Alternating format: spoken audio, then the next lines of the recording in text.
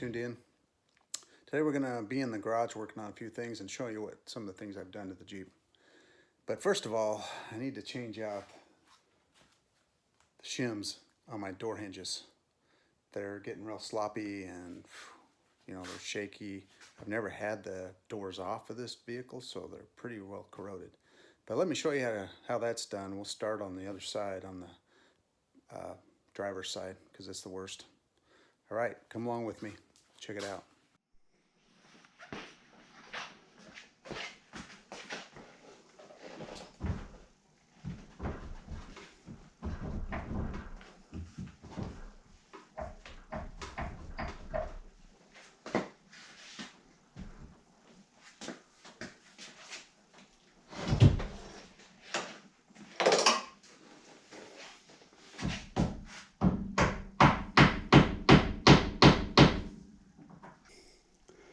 See how bad those bad boys are?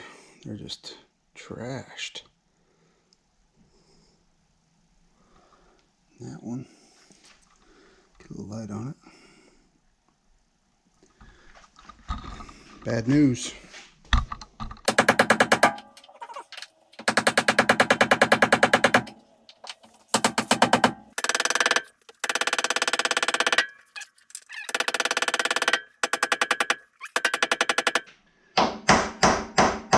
Use this, be real careful. Maybe top down, huh?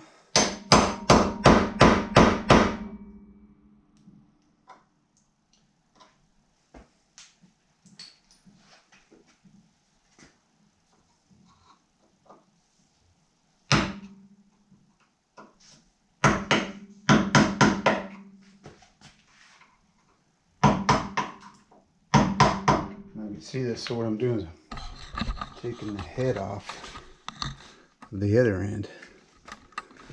So see, it looks like this.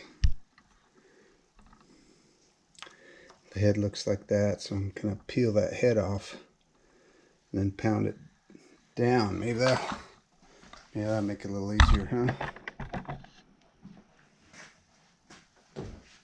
Let's take that head off. These are so, it's never been open, I bet. It's never been rechanged out. Okay, now I got that head part off.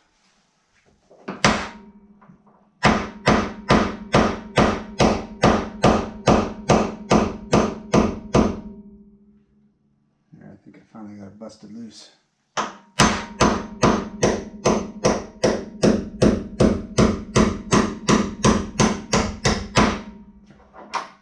There it goes. Look how gnarly that one is. It's just stuck in there like, who knows. Now for the next one. That's with these stubborn ones, that's the easier way to go. Just get that head right off. Bust that head off the rim. Go down, especially on this lower one, to get more of a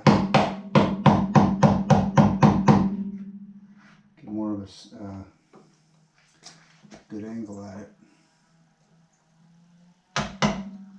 Or you just crush it like I did here.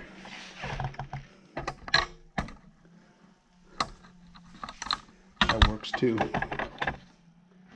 And then we'll pound it through.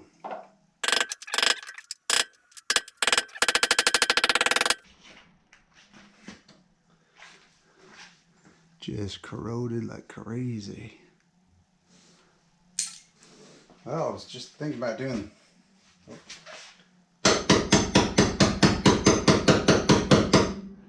the front doors, but I'm thinking better check the rear doors while I'm at it. I got it stuck. If there's a little bit left in there, maybe.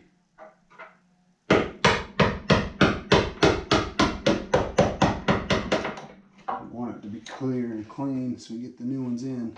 Now it looks like it's okay. It's awful corroded though.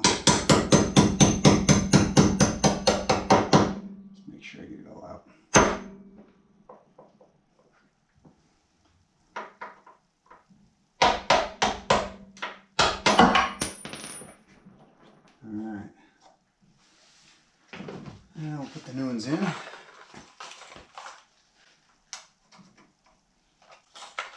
shims. See, these are plastic. I hope they last as long. That's a little tight fit, right? Because that.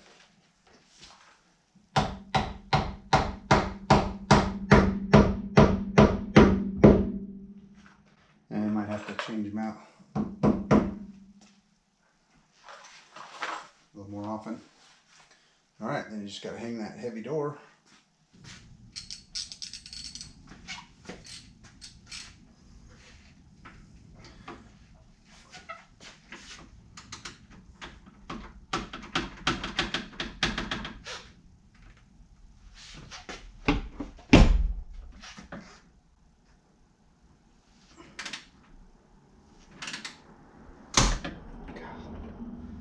That's the problem I'm having.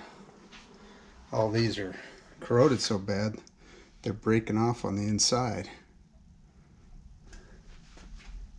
So I need to replace this pin in there. That's like the third one that's done that to me.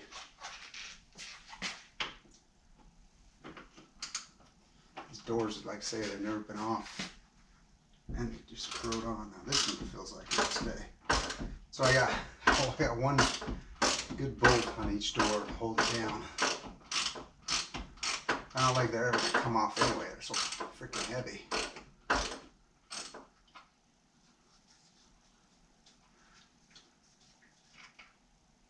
So let me show you the difference here. The one that just broke off and the one I got undone. See that? Yeah. That's what's happening. Okay, now hopefully I can get this door off. These rear doors aren't near as bad, they're not near as heavy. But they can be stuck on just as good. Oh, that one's easy. Alright, I'll just set it over here for now.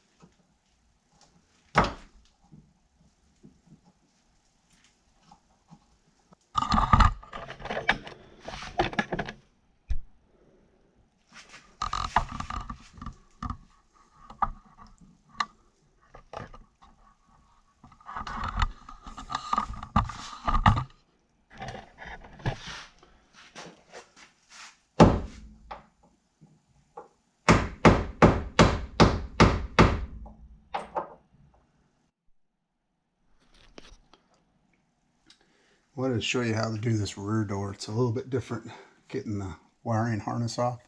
So take a look here. Give me some more light. Oops. There we go. So you got your strap going in there, right in here. But if you pop this little cover off, now this is probably old news to a lot of you guys, but us new guys that haven't taken doors off before, just pop that off with a screwdriver. It's nice, but it's got a little tail on it to keep it on there. But anyway, there's your power, and your plug is right up under here. See where that is? There it is right there, and it's the same setup as the front. So you just reach in there and pop that little red tab, if I can find it. So this is the little red tab I was telling you about. It's right here. You gotta pop it over and then push this down with your thumb or finger, and then comes right out. See that? Get that out loose, and then this strap comes right over a hook on the inside. You got to feel for it. So it's just like the front.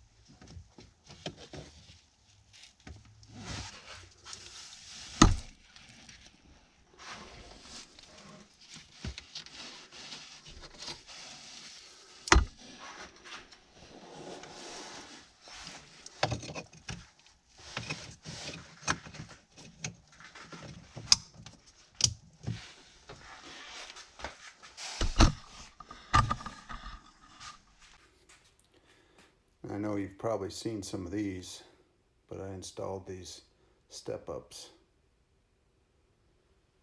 that fold in, fold out. You click in, that's the way you ride down the road. Fold them right out so I can step on it. And they're real easy to install. You just have to take these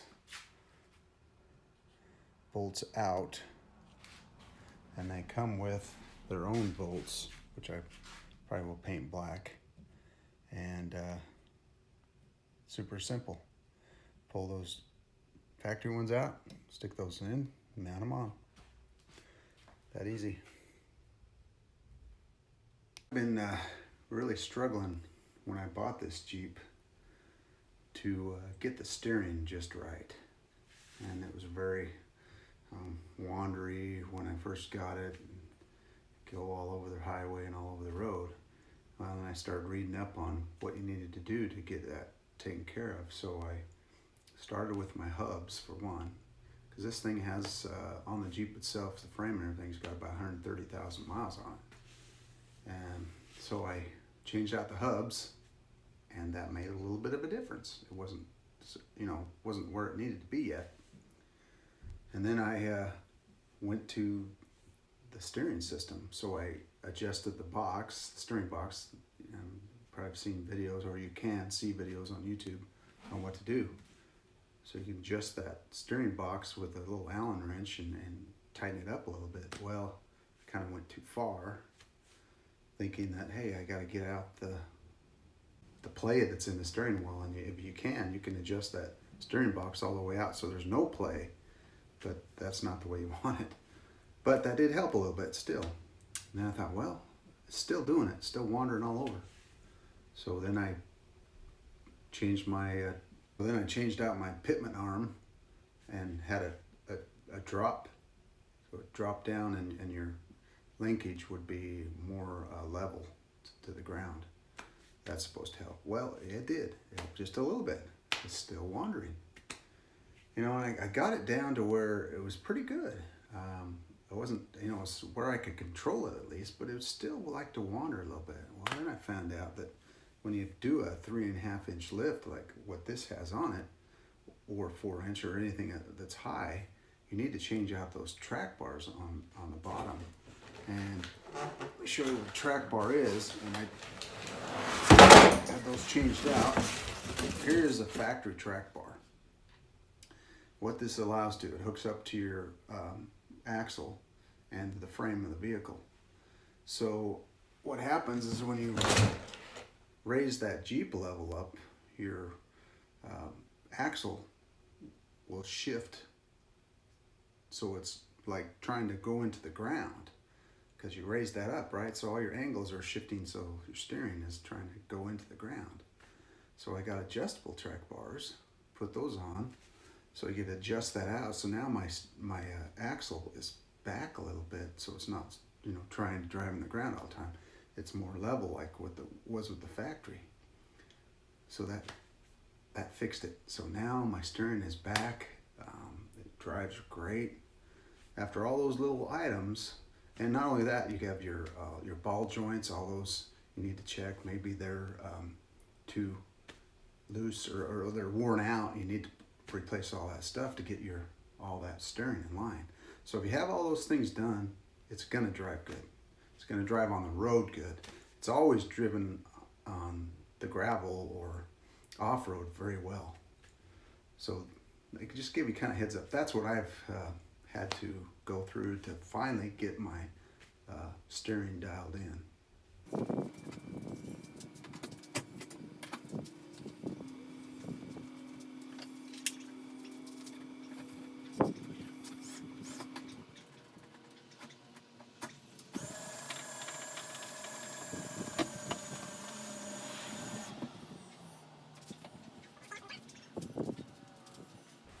So this is the little piece I'm showing you right here. And these will go on the ends. And my rack is tubular, so tube fits right through there. But these are really easy to put on here because just have to, they just slide in here, right? And the tube will go right inside that. And do that to all four corners. So this is a really good way to hook it on just about any rack on your vehicle. If you don't have crossbars on it, these will serve as crossbars. And you get to pick these up at Home Depot. And so I just dropped that on my top, but I just wanted to show you that mod right here and how you can make your rooftop tent fit just about any rack out there. Factory racks work just fine. They'll take the weight. This only weighs like a little over 100 pounds. So it's when you're not moving, your car can have a lot more weight. I think it's like some of them up to 600 pounds. So it's not, it's going down the road. You don't have to, you're only talking 100 pounds. The wind resistance is not going to be that bad. And as long as it can hold the weight when you're camped, which most of them will, you got no problems. Appreciate you watching and hope you enjoyed it. Hit that like button and please subscribe. This is Mark from Show Me Adventuring saying so long.